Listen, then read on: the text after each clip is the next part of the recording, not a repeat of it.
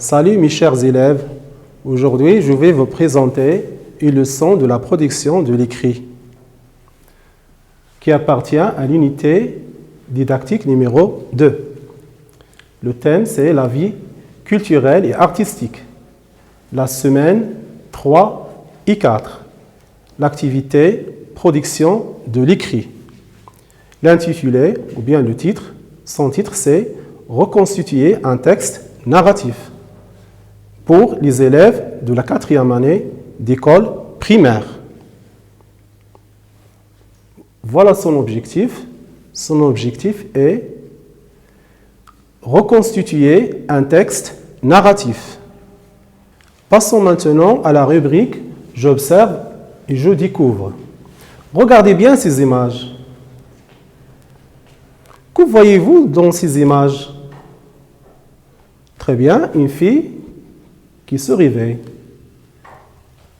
Oui, la fille brosse ses dents. Elle fait sa toilette. Voilà, la même fille, il mange son petit déjeuner. Alors, si je vous posais une question, que fais-tu le matin avant d'aller à l'école? Que fais-tu le matin avant d'aller à l'école? Très bien. Je prends le petit déjeuner. Je fais ma toilette, c'est-à-dire je brosse les dents, je me lave le visage et je me coiffe. Très bien. Je me réveille. Voilà, une fille qui se réveille. Très bien. Qu'est-ce que tu fais en premier et après et en dernier? Qu'est-ce que tu fais en premier et après et en dernier? Très bien.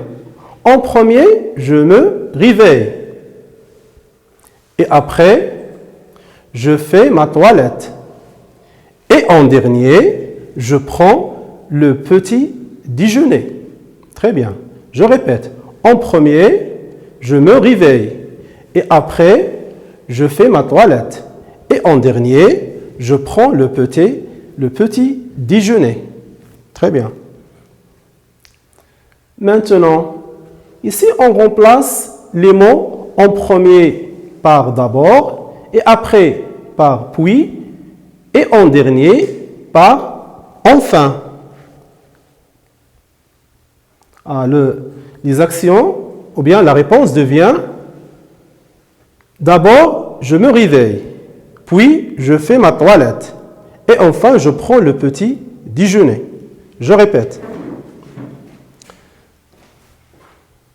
D'abord, je me réveille, puis je fais ma toilette, et enfin je prends le petit déjeuner. Toujours dans la rubrique, j'observe et je découvre.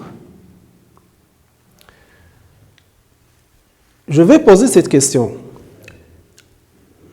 Alors, pour quelle raison vous utilisez les expressions d'ordre? D'abord, puis et enfin. Pour quelle raison vous utilisez les expressions d'ordre, d'abord, puis et enfin? Voilà la bonne réponse. On utilise les expressions d'ordre, d'abord, puis et enfin, pour raconter des événements, des actions ou une histoire. On utilise les expressions d'ordre d'abord, puis et enfin pour raconter des événements, des actions ou une histoire. Donc, ce que je dois retenir, que quand je raconte une histoire ou un événement, je dois utiliser des phrases ayant un sens qui se suivent logiquement. Je rapporte des actions qui se déroulent dans un ordre. Le texte qui raconte une histoire est un texte narratif. Donc, ce que je dois retenir, Quand je raconte une histoire ou un événement, je dois utiliser des phrases ayant un sens qui se suivent logiquement. Je rapporte des actions qui se déroulent dans un ordre. Donc, le texte qui raconte une histoire est un texte narratif. Passons maintenant à la rubrique « Je m'entraîne ». Complète ce texte en utilisant les expressions d'ordre « d'abord », puis « enfin ». Complète ce texte, voilà le texte, en utilisant les expressions « d'abord », puis « enfin ». Je vais lire le texte. Chaque jour, les élèves arrivent à l'école. Ils se mettent en rang, ils vont dans leur classe, là, ils ouvrent leurs livres. La leçon commence. Je répète. Chaque jour, les élèves arrivent à l'école. Ils se mettent en rang, ils vont dans leur classe, là, ils ouvrent leurs livres, la leçon commence. Réfléchissez bien. Voilà, passons maintenant à la correction. Voilà le corrigé en utilisant toujours les expressions d'ordre, d'abord, puis enfin. Donc le texte devient « Chaque jour, les élèves arrivent à l'école. D'abord, ils se mettent en rang, puis ils vont dans leur classe. Là, ils ouvrent leurs livres. Enfin, la leçon commence. » Je répète. Chaque jour, les élèves arrivent à l'école. D'abord, ils se mettent en rang, puis ils vont dans leur classe. Là, ils ouvrent leurs livres. Enfin, la leçon commence. Passons maintenant à la rubrique « Je m'applique ». Voilà des phrases en désordre. La question est la suivante. Recopiez les phrases en ordre pour former un texte narratif. Son intitulé ou bien son titre, le récit de voyage de Nabil. Je vais lire les phrases.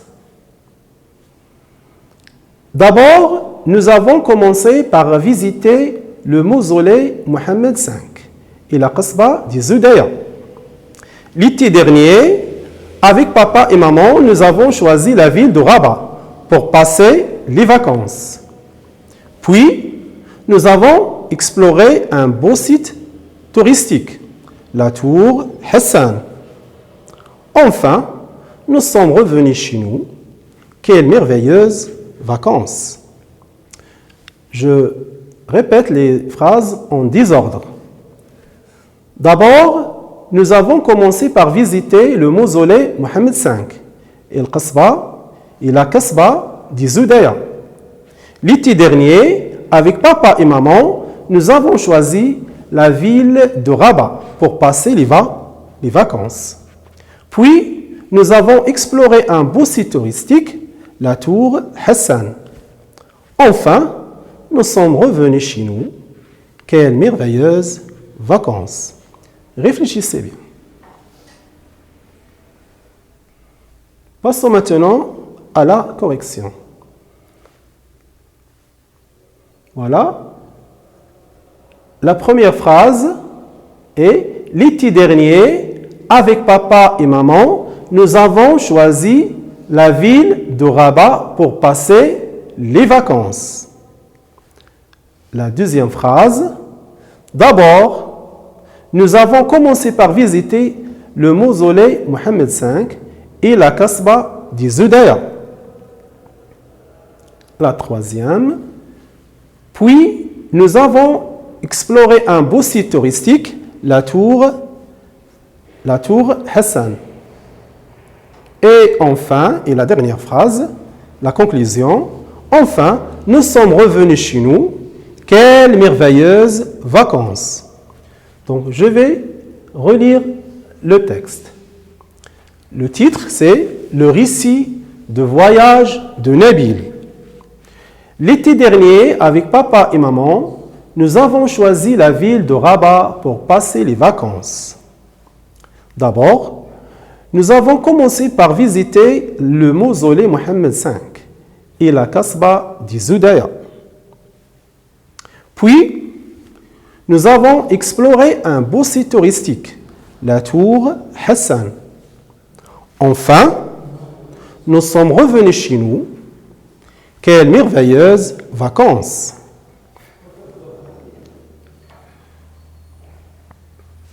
Prenons un autre exercice.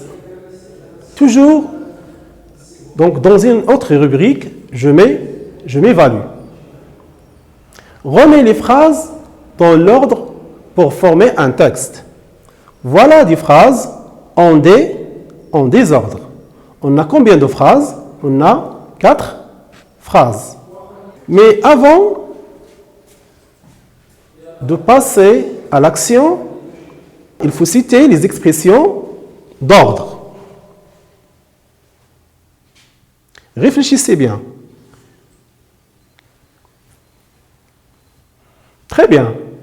Les expressions qui indiquent l'ordre sont puis, enfin, d'abord. Puis, enfin, d'abord.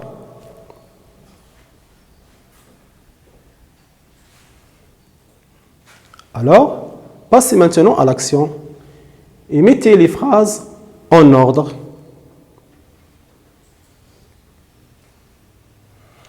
Passons maintenant à la correction.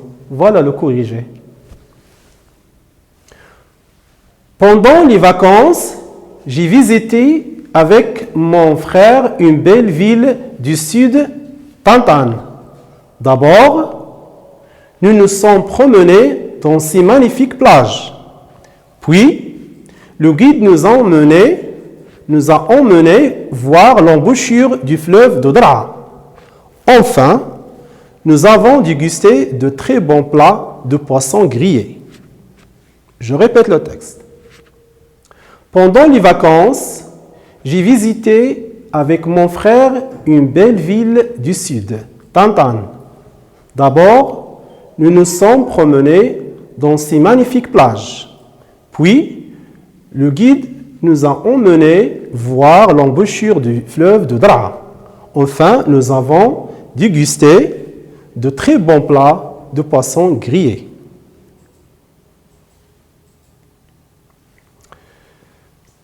Ici, on pose la question suivante.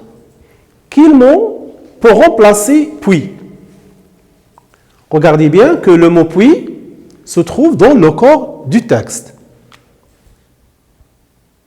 À votre avis, quel mot peut remplacer puis, le mot puis? Réfléchissez bien. Très bien. C'est le mot ensuite. On peut remplacer puis par le mot ensuite. Donc le texte devient pendant les vacances, j'ai visité avec mon frère une belle ville du sud, Tantan. D'abord, nous nous sommes promenés dans ces magnifiques plages. Ensuite, donc on a remplacé puis par ensuite. Le guide nous a emmenés voir l'embouchure du fleuve Dodra. Enfin, nous avons dégusté de très bons plats de poissons grillés. Bon, la séance touche à sa fin. Merci de votre attention et au revoir.